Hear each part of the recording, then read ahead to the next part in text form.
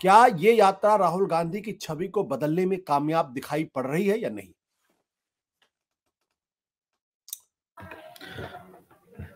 जी आशुतोष जी, हम लोगों ने एक बार पहले भी इस पर चर्चा की थी और 2800 किलोमीटर चलने के बाद एक तरीके से राहुल गांधी ने अपने आप को एक सीरियस पॉलिटिशियन की तरीके से तो एक छवि अपनी बदलने में मुझे लगता है आने वाले दिनों में वो सफल होंगे। कांग्रेस पार्टी जो कि 250 सीटों पर बीजेपी के लिए डायरेक्ट चैलेंजर है और बाइपोलर कॉन्टेस्ट होता है, वहां पर वो मोदी के लिए चैलेंजर बन पाएंगे या नहीं पाएंगे वो आने वाले दिनों में ही पता चलेगा। मगर मुझे लगता है कि पिछले 8-9 सालों से जो हम लगातार एक कांग्रेस के अंदर एक लेजीनेस दिख रहा था और एक तरीके से कुछ नहीं करने का आरोप लग रहा था, एक ऑपोजिशन का रोल जिस तरीके से बीजेपी मनमोहन सिंह के टाइम पर प्ले करती थी, उस तरीके से उन पर आरोप लगते थे कि ये हमेशा निष्क्रिय रहते थे। वो एक चीज उन पे कांग्रेस पार्टी के अंदर वो एक लंबा चेंज आया है और 8 सालों में ये उनकी सबसे बड़ी जो पदयात्रा है, सबसे बड़ी राजनीतिक जो एक एक्शन है वो एक तरीके से दिख रहा है। और राहुल गांधी वो चैलेंज कर पाएंगे या नहीं कर पाएंगे, ये तो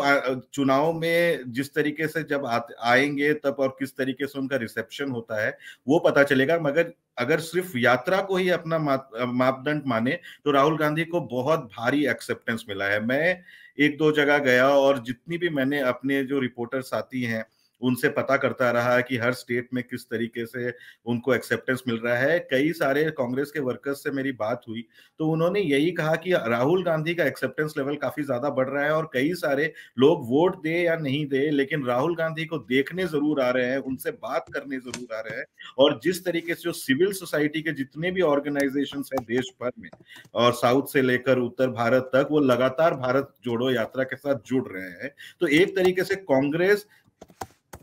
चुनाव में किस तरीके से प्रदर्शन करेगी या नहीं करेगी, लेकिन ये जो सिविल सोसाइटी के ऑर्गेनाइजेशन से जो डायरेक्टली राजनीतिक रूप से या इलेक्टोरल पॉलिटिक्स से डायरेक्टली नहीं जुड़े रहते हैं मगर लोगों के साथ अलग अलग मुद्दों में जुड़े रहते हैं, चाहे वो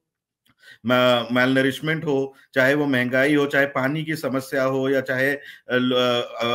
जितने भी सोशल वर्क के जितने भी ऑर्गेनाइजेशंस हो, वो लगातार भारत जोड़ो यात्रा के साथ जुड़े। और इसका ये भी मतलब है क्योंकि राहुल गांधी एक तरीके से विपक्ष का रोल प्ले कर रहे हैं और लगातार बीजेपी पर धावा बोल रहे हैं, प्रधानमंत्री पे धावा बोल रहे हैं और जिस तरीके से एक एनजीओज जितने भी है वो लगातार चुप रहे, एफसीआरए उनके कैंसिल हो रहे हैं और उसके बावजूद वो जुड़ रहे हैं।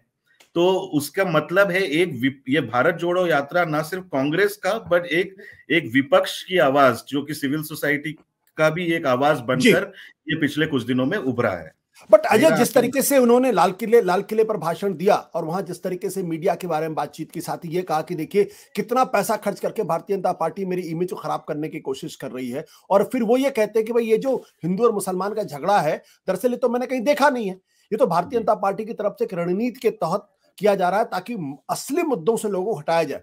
तो क्या ये इस बात का प्रमाण है कि गंभीर राजनेता के तौर पर उभर रहे हैं, या ये माना जाए कि अब वो उन मुद्दों को उठाने की कोशिश कर रहे हैं जो दरअसल कांग्रेस पार्टी को उठाना चाहिए? जी आशुतोष जी, मैं ये जो 3 मुद्दे हैं, जब भारत जोड़ो यात्रा जब शुरुआत हुई थी उसकी, तो उसमें 3 मुद्दे कांग्रेस ने स्टेट किए थे, बताए थे कि एक तो हम ये जो नफरत की राजनीति है, कम्युनलिज्म, सांप्रदायिकता के अगेंस्ट है, महंगाई, अनएम्प्लॉयमेंट इन सब के अगेंस्ट है और प्राइवेटाइजेशन जो लगातार होता जा रहा है सारे पीएसयू और हर जगह से और लोगों को डिसएम्पावर किया जा रहा है। ये 3 मुद्दों को लेकर उन लोगों ने स्टार्ट किया था। लेकिन जिस तरीके से जब स्टार्ट हुआ वो धीरे धीरे धीरे एक फिलोसॉफिकल अप्रोच की तरफ चला गया, प्यार का, और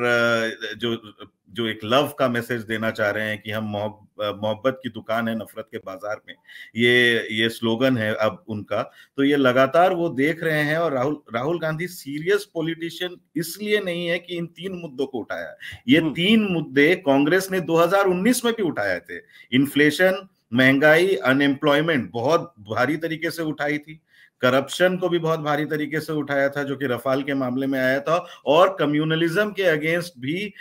इस लेवल पे तो नहीं लेकिन उठाया था। लेकिन अब क्या है कि मुझे लग रहा है कि राहुल गांधी जो ये लगातार पैदल चले, उससे एक इमेज क्रिएशन होता है, उससे एक परसेप्शन होता है, और वो लगातार साथ में जुड़ रहे हैं। चाहे मीडिया, जो मेन स्ट्रीम मीडिया लगातार उन्हें ब्लैकआउट करता रहे, लेकिन एक लोगों के के जो परसेप्शन में वो एक सीरियस पॉलिटिशियन तो है कि जो कि एफर्ट डालने की कोशिश कर रहा है। और उसमें 2-3 सवाल खत्म होते हैं जब ये हॉलीडे के लिए, छुट्टी के लिए चले जाते हैं, या फिर इस तरीके से। आज देखिए, प्रहलाद जोशी ने ये कहा था कि वो छुट्टी पे चले जाएंगे क्रिसमस ब्रेक में, लेकिन उन्होंने एक उल्टा मैसेज दिया कि हम अटल बिहारी वाजपेयी के उस स्थल में भी जाएंगे और हर जगह में। तो वो एक सीरियस, एक नॉन सेक्टेरियन राजनीतिक पॉलिटिशियन की तरीके से अपने आप को एक कर रहे हैं। तो लेकिन उसका मेरा बस ये है जो अभी डाउट है कि इसका सीरियस पॉलिटिशियन की तरीके से तो वो उभर गए, मगर ये क्या अभी खत्म हो जाएंगे? मेरे हिसाब से भारत जोड़ो यात्रा एक शुरुआत है, अच्छी शुरुआत है जो 8 साल में, लेकिन आगे कैसा चलेगा, मोमेंटम पकड़ेगा या नहीं पकड़ेगा, वो मुझे नहीं मालूम अभी तक। सत्य हिंदी का ऐप डाउनलोड करें गूगल प्ले स्टोर पर।